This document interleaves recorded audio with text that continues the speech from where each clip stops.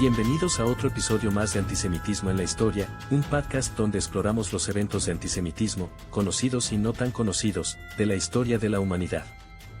Hoy vamos a analizar uno de los casos más recientes y más claros de cómo la desinformación y los prejuicios antisemitas se actualizan en el siglo XXI. Nos referimos al caso del Hospital Al-Ahli en Gaza, ocurrido el 17 de octubre de 2023, un episodio que demostró cómo una mentira puede dar la vuelta al mundo en minutos, con consecuencias diplomáticas, mediáticas y sociales devastadoras. Apenas 10 días antes, Israel había sufrido la peor masacre de su historia moderna. El 7 de octubre, más de 1.200 personas fueron asesinadas por terroristas de Hamás que invadieron el sur del país desde Gaza. Cientos fueron secuestrados y llevados como rehenes, entre ellos mujeres, niños y ancianos. En respuesta, Israel inició una operación militar para desmantelar la infraestructura terrorista en Gaza. La presión internacional crecía, y el Ministerio de Salud de Gaza, controlado por Hamás, se convirtió en la principal fuente de información para los medios extranjeros. Durante esos días, las cadenas internacionales informaban casi exclusivamente desde el lado gazatí, porque Hamás no permitía el acceso libre de periodistas a zonas bajo su control. Este contexto es clave, la opinión pública mundial ya estaba predispuesta a sospechar de Israel y a aceptar cualquier versión proveniente de Gaza sin verificarla. El 17 de octubre, a las 18:59 hora local, una explosión sacudió el estacionamiento del Hospital Al-Ahli, ubicado en la ciudad de Gaza. En cuestión de minutos, el Ministerio de Salud de Gaza emitió un comunicado acusando directamente a Israel de haber bombardeado el hospital y matado a 500 personas. La cifra era inverosímil, pero los grandes medios no esperaron confirmación. BBC, The New York Times, Reuters, Associated Press y Al Jazeera publicaron titulares casi idénticos: ataque israelí mata a cientos en hospital de Gaza. Al Jazeera fue la primera en usar la cifra de 500 muertos. The New York Times repitió la acusación con una nota que decía: un ataque aéreo israelí golpea hospital de Gaza, matando al menos a 500, según autoridades palestinas. BBC News abrió sus noticiarios diciendo: un hospital en Gaza ha sido alcanzado por un ataque israelí, dejando cientos de muertos. Reuters lanzó un despacho urgente con la misma información. La frase según autoridades palestinas apenas servía como advertencia técnica, pero en la práctica la acusación fue publicada como un hecho. Durante las siguientes horas, esa versión se expandió por todo el planeta. En cuestión de minutos, redes sociales como X, antes Twitter, y TikTok estaban inundadas de mensajes con el hashtag #IsraelWarCrime. En menos de una hora, canales árabes retransmitían imágenes nocturnas del hospital envuelto en humo, acompañadas de comentarios sobre el genocidio israelí. Hamás organizó de inmediato conferencias de prensa con voceros llorando frente a cámaras internacionales. En Londres, París y Nueva York se organizaron protestas espontáneas esa misma noche. En Amán, Jordania, manifestantes intentaron asaltar la embajada israelí. La versión falsa ya había encendido el mundo. Mientras tanto, en Israel, el ejército comenzó a revisar los datos. Los radares de defensa aérea mostraban que ningún misil israelí había sido lanzado hacia la zona del hospital en ese horario.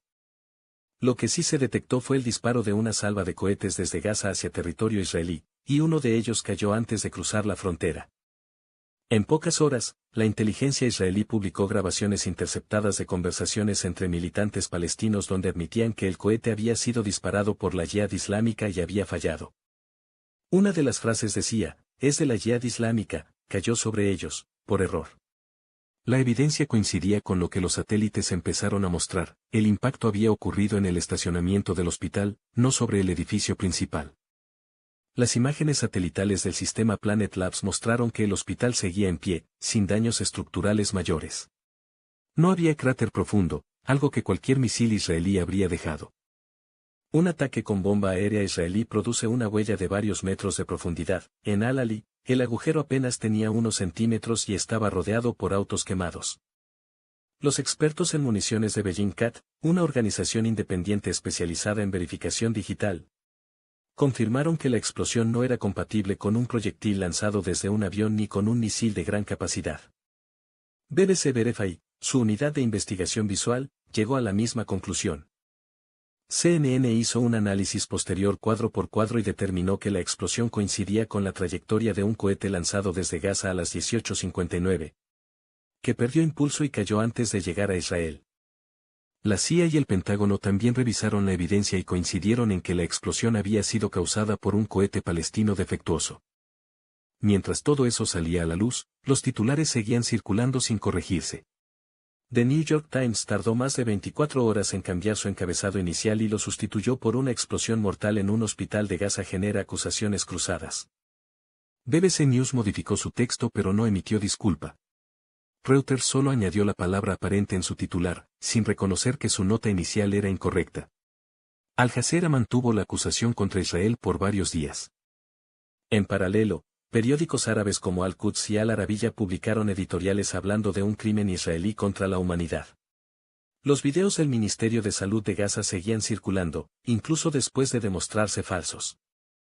En muchos países, las correcciones nunca se publicaron o fueron enterradas al final de los noticieros, mientras que la primera versión se mantuvo en la memoria colectiva. La disparidad entre la difusión de la mentira y la corrección posterior fue abismal. Un estudio de Media Cloud mostró que, durante las primeras 12 horas posteriores al incidente, más de 30.000 notas y publicaciones usaron la frase hospital bombardeado por Israel. 3 días después, solo unas pocas docenas de artículos mencionaban la versión rectificada. La proporción de atención mediática fue de más de 500 a 1. En términos de opinión pública, el daño estaba hecho. Israel fue presentado durante horas como un país que bombardea hospitales, y esa imagen se arraigó antes de que las pruebas pudieran revertirla. Las consecuencias políticas fueron inmediatas. El presidente Joe Biden se encontraba en medio de una gira por Medio Oriente para reforzar alianzas. Tras la publicación de los titulares, los líderes de Jordania, Egipto y la autoridad palestina cancelaron una cumbre programada en Amán. En su lugar, emitieron comunicados condenando el supuesto ataque israelí. El rey Abdalá de Jordania calificó el hecho como una masacre atroz. El presidente de Irán, Ebrahim Raisi, convocó a protestas y declaró un día de luto nacional por las víctimas del bombardeo israelí. En Líbano y Túnez se registraron disturbios frente a embajadas occidentales. Las redes de televisión iraníes y cataríes transmitían imágenes falsas del hospital totalmente destruido. Hamás aprovechó el momento para lanzar un llamado global a levantarse contra el enemigo sionista. Todo basado en una versión fabricada por su propio aparato de propaganda. Mientras tanto, los equipos de rescate en Gaza confirmaban que el edificio del hospital estaba en pie y que la mayoría de las víctimas habían estado en el estacionamiento. Fotografías tomadas por la agencia AFP y analizadas posteriormente por la inteligencia francesa y estadounidense mostraron que la cantidad de víctimas era muy inferior a la declarada. Las estimaciones posteriores de inteligencia situaron la cifra de muertos entre 10 y 50, no 500. No hubo cuerpos visibles en las imágenes satelitales, ni restos compatibles con un bombardeo masivo. Pese a eso, durante días se mantuvo la narrativa del ataque israelí a un hospital lleno de pacientes. La palabra genocidio volvió a aparecer en miles de pancartas alrededor del mundo. La reacción pública fue inmediata y violenta. En Berlín y París se registraron ataques a sinagogas esa misma noche. En Berlín se lanzaron piedras y cócteles Molotov contra una sinagoga del barrio de Mitte. En Londres, grupos de manifestantes bloquearon calles portando carteles con frases como Stop Bombing Hospitals y Israel asesina niños. En Estados Unidos, centros comunitarios judíos recibieron amenazas de bomba. El Community Security Trust en el Reino Unido reportó un incremento del 400% en incidentes antisemitas en los 3 días posteriores al incidente del hospital. Las manifestaciones usaban como punto de partida la versión falsa que aún circulaba en redes. En Nueva York, Times Square se llenó de banderas palestinas y pancartas que repetían las palabras de Hamás. En redes sociales, figuras públicas compartieron mensajes con la frase Israel bombardea hospital, muchos de ellos sin borrar la publicación después de que se desmintió. Recuerden seguirnos en Spotify en Antisemitismo en la Historia y en YouTube en Judaísmo en la Historia para que puedan escuchar los episodios anteriores y los que vienen, donde seguimos desmontando casos de antisemitismo disfrazado de activismo o desinformación. Volviendo al caso, la comunidad internacional comenzó lentamente a corregir su posición. El Pentágono, el gobierno de Canadá y el Reino Unido emitieron declaraciones reconociendo que la evidencia apuntaba a un cohete fallido lanzado desde Gaza. El Ministerio de Defensa francés y la inteligencia británica coincidieron con esa conclusión. Pero en la calle, la narrativa ya no cambió. Muchos líderes de opinión siguieron refiriéndose al incidente como el bombardeo israelí al hospital, ignorando la evidencia. En algunos países latinoamericanos, como Chile y Colombia, las cancillerías publicaron comunicados condenando a Israel sin corregirlos posteriormente. La maquinaria propagandística había cumplido su objetivo, presentar al único Estado judío del mundo como un país que comete crímenes de guerra deliberados. El caso del Hospital Al-Ahli puso en evidencia el sesgo mediático que se aplica sistemáticamente contra Israel. Ningún medio esperó verificación. Ninguno exigió evidencia física antes de publicar. Y cuando la evidencia demostró lo contrario, apenas corrigieron sus notas con discreción. Si el mismo incidente hubiera ocurrido en cualquier otro conflicto, los medios habrían usado condicionales o términos como presunto ataque o explosión de causa desconocida. Pero tratándose de Israel, se asumió culpabilidad automática. Ese doble estándar no es una simple falla profesional, es una forma moderna de antisemitismo. Es la traducción actual del viejo reflejo de culpar al judío sin pruebas, solo porque la historia cultural ya lo había condenado de antemano. En el análisis técnico posterior, los informes de Bellingcat, BBC Verify, CNN, el Pentágono y Planet Labs coincidieron en varios puntos. La explosión se originó en el aire, a baja altura, sin penetrar el suelo. El ángulo del impacto correspondía a un proyectil lanzado desde el noroeste, no desde Israel. No se hallaron restos de metralla israelí ni fragmentos de bombas guiadas. Y el tamaño del cráter era incompatible con un ataque aéreo. Las imágenes térmicas satelitales confirmaron que el fuego se concentró en el estacionamiento, donde estaban estacionados vehículos con combustible. Ningún hospital de la zona reportó impacto de onda expansiva, lo cual habría ocurrido con una bomba israelí. Todos esos datos fueron presentados públicamente, pero con escasa difusión.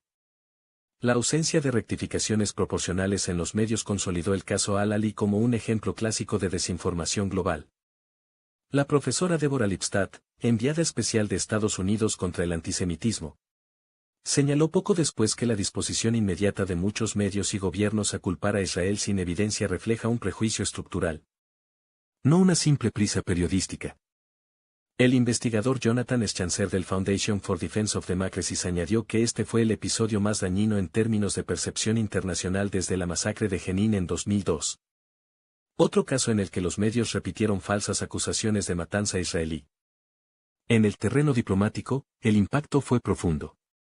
Israel tuvo que dedicar días enteros a explicar que no había atacado el hospital, mientras la atención mediática se alejaba de los rehenes que seguían cautivos en Gaza. El episodio permitió a Hamás presentarse como víctima ante el mundo, justo cuando las imágenes de sus atrocidades comenzaban a perder espacio en los noticieros.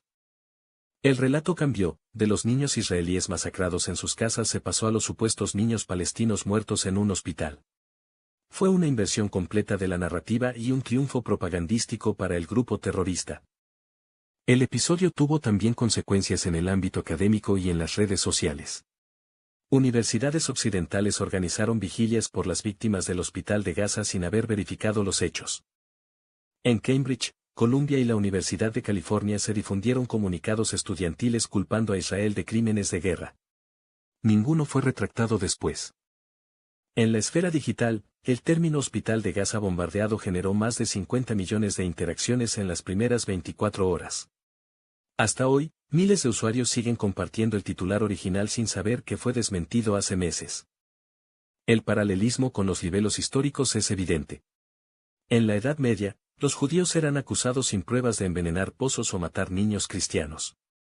En el siglo XXI, el Estado judío es acusado de bombardear hospitales.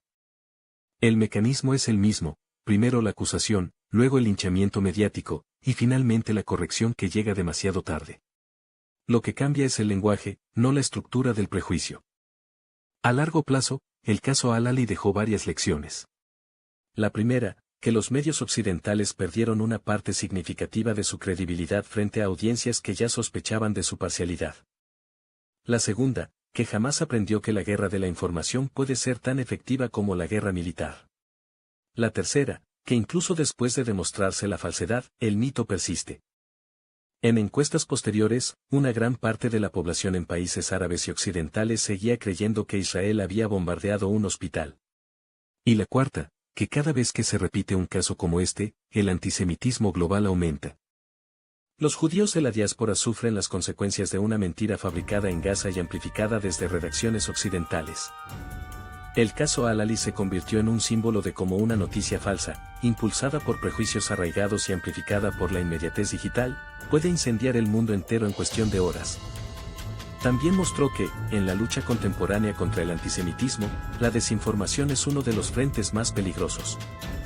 Porque no necesita balas ni bombas, solo titulares, clics y la disposición de creer que si algo malo pasa en Medio Oriente, el culpable debe ser Israel.